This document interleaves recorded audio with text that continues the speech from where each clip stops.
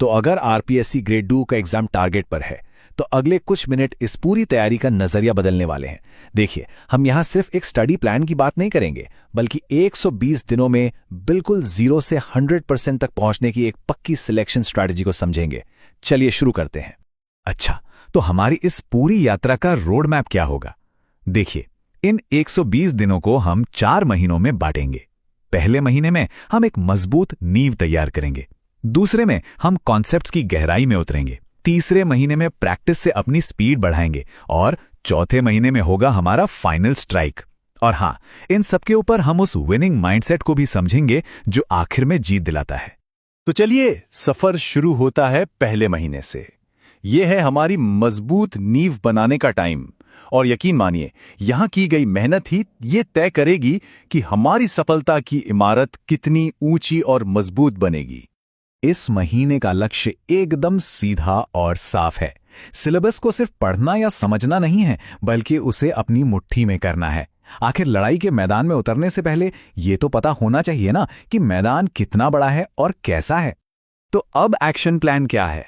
सबसे पहला काम, पेपर 1 और पेपर 2 दोनों के सिलेबस का प्रिंट निकालिए और उसका एक तरह से पोस्टमार्टम कीजिए। एक एक टॉपिक को देखिए। फिर पिछले 5 साल के पेपर उठाइए और ये समझने की कोशिश कीजिए कि आरपीएससी सवाल पूछ कहां से रहा है, पैटर्न क्या है।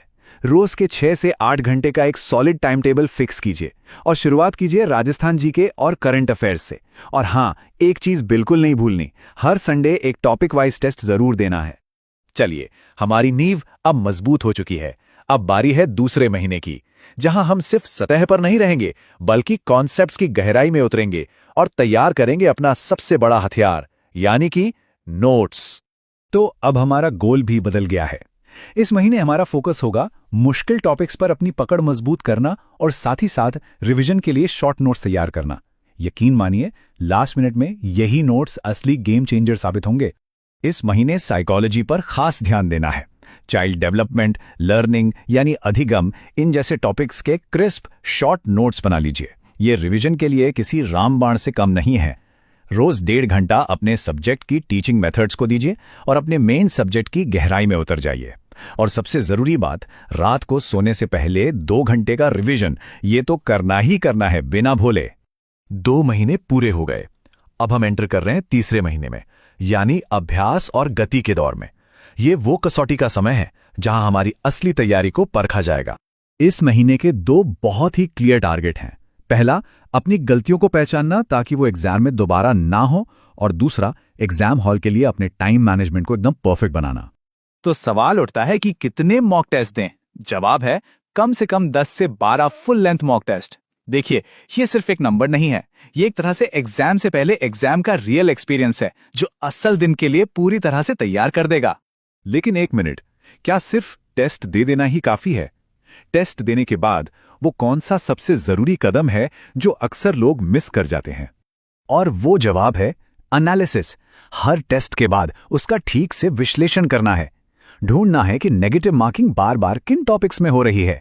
अपनी स्पीड और एक्यूरेसी को सुधारने के लिए टाइमर लगाकर पुराने पेपर सॉल्व करने हैं। और हां, इस महीने तक राजस्थान की नीतियां, बजट और योजनाएं टिप्स पर हो जानी चाहिए। और अब हम आ चुके हैं अपनी तैयारी के सबसे अहम पड़ाव पर, चौथा महीना, यानी कि अंतिम प्रहार। यही वो समय है जब हमें अपनी सारी मेहनत को इकट्ठा करके सही निशाने पर लगाना है।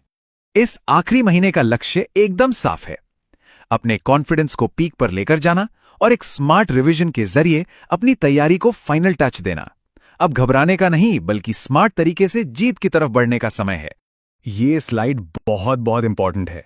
ये बताती है कि अब क्या करना है और क्या बिल्कुल नहीं करना है। जो हाई स्कोरिंग एरियाज हैं उन्हें बार बार रिवाइज करें। सिर्फ और सिर्फ अपने बनाए हुए शॉर्ट नोट्स पढ़ें और एग्जाम हॉल की एक स्ट्रैटेजी बनाएं। और क्या नहीं करना है, कोई भी नया टॉपिक शुरू ना करें, बिल्कुल भी पैनिक ना करें और अपने प्लान से बिल्कुल ना भटकें।